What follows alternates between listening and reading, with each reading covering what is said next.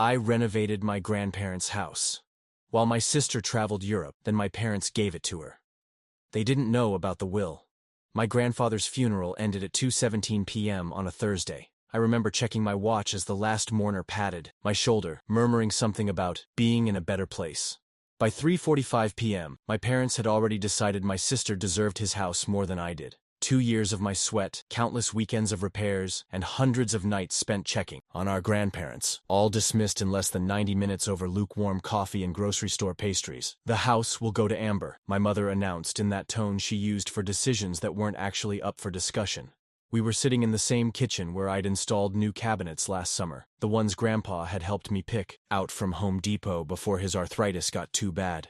Mom didn't even look at me when she said it, just stirred her coffee like she was announcing a change in dinner plans. Amber, my sister, world traveler, social media lifestyle guru, and perpetual family favorite, didn't even pretend to be surprised. She just nodded, scrolling through her phone, probably already mentally redecorating the craftsman bungalow I'd spent 2 years restoring. The same sister who'd visited our grandparents exactly twice during their final years, once for Christmas. She stayed 3 hours before leaving for a party, and once to borrow money for her trip to Santorini. Why? The question came out calmer than I felt. My dad looked up then, finally acknowledging my presence, and what he said next carved itself permanently into my memory. She has a future, he said with a small laugh, like I'd asked something obvious. She needs a foundation to build on. I felt a cold stillness settle over me, the kind that comes when something shatters so completely there's no point in trying to fix it. I just nodded and looked down at my hands, calloused hands that had replaced drywall, fixed plumbing, and held my grandfather's frail fingers during his final days. What my parents didn't know was that Grandpa had prepared for this exact moment, and tomorrow morning at the reading of the will, their perfect plan for their perfect daughter was about to hit a very solid, legally binding wall. Updated. Thanks for the overwhelming support on this post. Reading your comments about similar family dynamics makes me feel less alone. Several asked if I knew about Grandpa's plan all along. I'll explain in the next section. Would you have stayed silent like I did, knowing what was coming? Growing up in the shadow of Amber's spotlight wasn't a new experience. It was the only one I'd ever known. She was 3 years younger, but somehow always several steps ahead in our parents' eyes. Amber got straight A's without trying. I worked my way through community college while holding down a job at Fisher's Hardware. Amber was creative and free-spirited. I was too practical and unambitious. The pattern was established early and reinforced constantly. When Grandpa and Grandma started struggling to maintain their 1940s craftsman home about 2 years ago, it seemed natural that I would step in. Not because I was the favorite, but because I was the reliable one, the one who knew how to fix things, who lived 20 minutes away instead of flitting between European capitals, who didn't have more important things to do. Their house needed serious work. The roof leaked in 3 places, the porch was rotting, the electrical was frightening, and the plumbing made alarming noises that Grandma had taken to calling the angry ghost. I started small, fixing a broken step, replacing a faucet. Soon, I was there every weekend, working through a growing list of repairs. I took vacation days to replace the roof with help from my buddy Tyler from the hardware store. Grandpa would sit in his worn leather chair, offering advice from his contractor days, and telling stories I'd heard a dozen times but never tired of. 6 months in, when Grandma's mobility declined, I moved into their spare room. Just temporarily, I told everyone, though we all knew better. I installed grab bars in the bathroom, widened doorways for her walker, and built a ramp over the back steps. At night, I'd often find Grandpa at the kitchen table, receipts and invoices spread in front of him. Just keeping track, he'd say, patting my shoulder with his gnarled hand. Meanwhile, Amber was having the time of her life. Barcelona, Rome, Berlin, Amsterdam. Her Instagram was a carefully curated showcase of sunsets, architectural wonders, and artful cappuccinos. "Living my best life," her captions proclaimed. The rare times she called home, always to our parents, never to our grandparents, she'd talk about her transformative experiences and how she was finding herself. I found myself, too, in Sherwin-Williams paint swatches, in the satisfaction of level shelves, in the quiet evenings playing gin rummy with Grandma while Grandpa dozed in his chair. I discovered I had my grandfather's hands. Sturdy, capable hands made for building and fixing. "You're a caretaker," Grandma told me once. "That's a gift, not a burden. Remember that." When Grandma passed 8 months ago, something shifted in Grandpa. He became more deliberate, more focused. He asked me to drive him to his lawyer's office twice, waving off my questions. "Just updating some paperwork," he'd say. "Man has to keep his affairs in order." He started showing me where important documents were kept. He gave me the combination to his old steel safe. "Just in case," he said. 3 weeks before he died, as I was repainting the living room, the color Grandma had always wanted but never got around to, he watched me from his chair. "You know, they've always favored her," he said suddenly. It wasn't a question. I paused, roller in hand. "It's fine, Grandpa. I'm used to it." He shook his head slowly. "It's not fine. Never was." Then, with a gleam in his eye I hadn't seen since Grandma died, "But don't you worry. Some things sort themselves out in the end." I didn't understand what he meant then, but I would soon enough. The morning after the funeral, we gathered at Gordon & Associates, a small law firm downtown that had handled my grandparents' affairs for decades. Mr. Gordon himself, a thin man with wire-rimmed glasses and suspenders that seemed lifted from another era, greeted us solemnly. His office smelled of old books and coffee, with filing cabinets that probably contained the secrets of half the town. My mother was already talking about Amber's renovation plans as we settled into the leather chairs.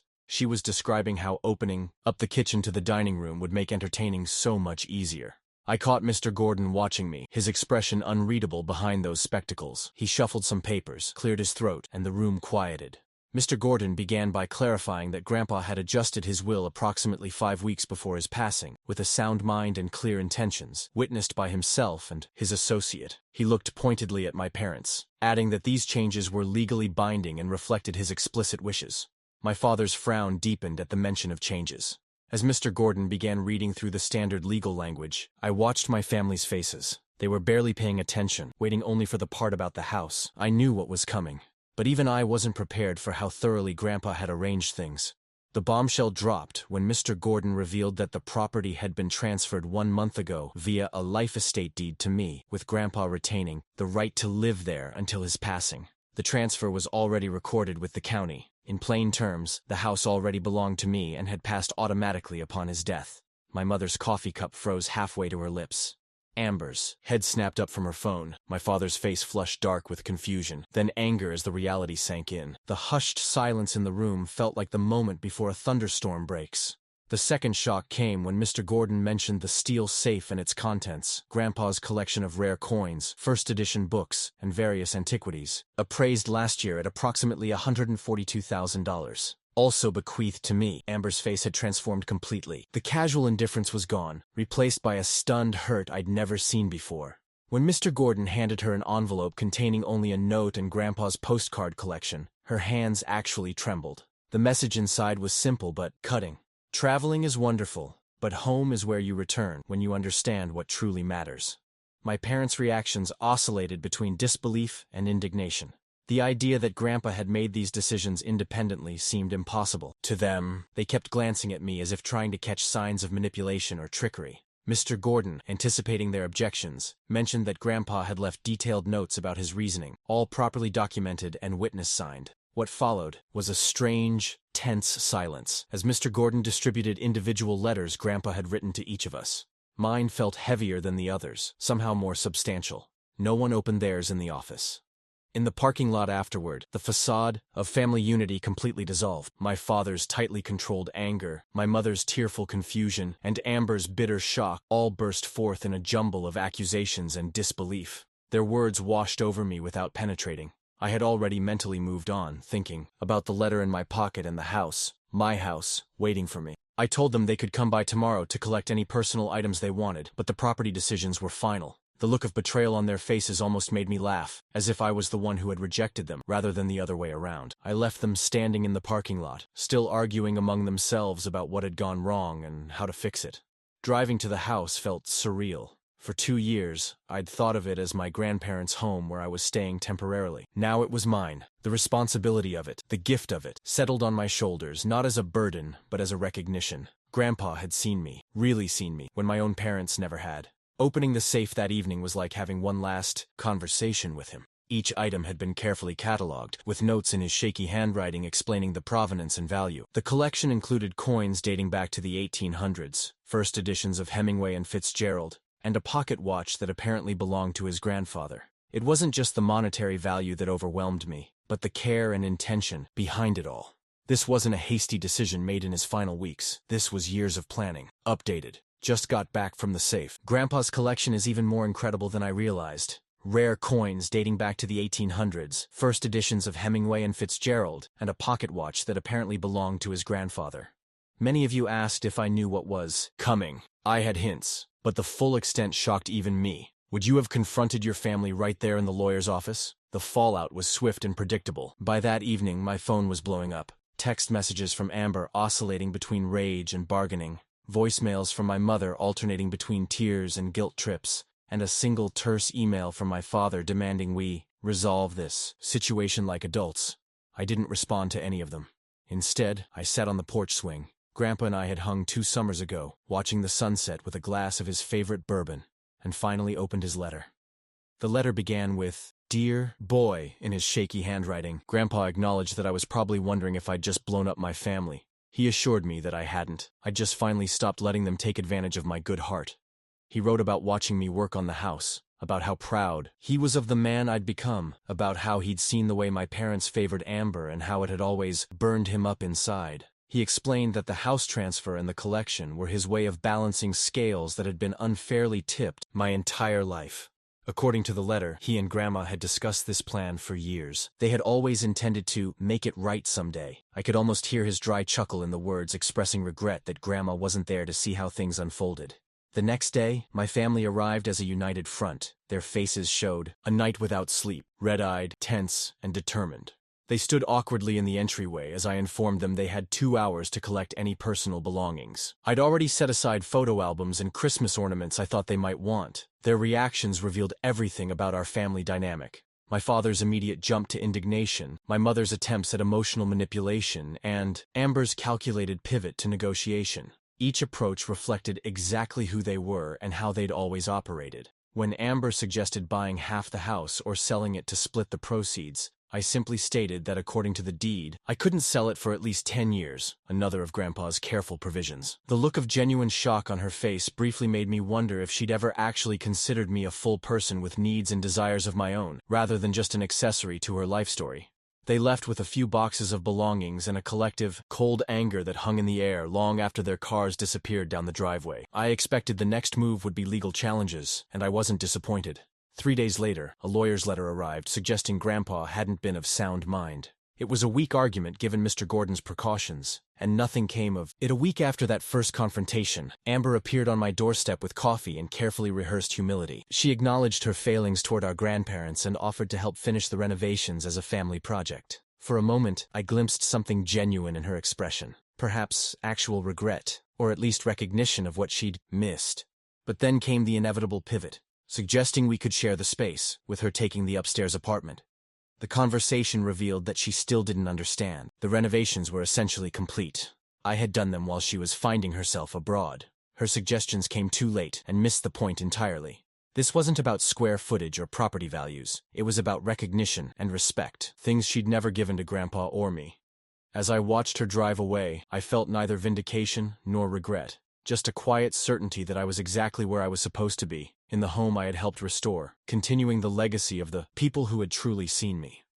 A year has passed since that day in Mr. Gordon's office. The house is fully renovated now. The last project was converting the attic into a proper home office, something Grandpa had always talked about doing but never got around to. From my desk up there, I can see most of the neighborhood where I grew up, where my grandparents built their life, and where I'm now building mine. My relationship with my family exists in a strange limbo. We exchange perfunctory birthday cards and endure occasional holidays together. My mother sometimes comments on improvements to the house, a reluctant acknowledgement of my work. My father never mentions it at all, as if the property simply vanished from the family holdings. Amber's carefully curated European adventures ended when her follower-funded lifestyle became unsustainable. She's back in town now, working at a marketing firm and renting a small apartment downtown. Our relationship has evolved into something tentatively honest. Over coffee one afternoon, she admitted that Grandpa's postcard note had affected her more deeply than she'd let on. The message about understanding what truly matters had initially felt like a judgment, but eventually became something of a guide.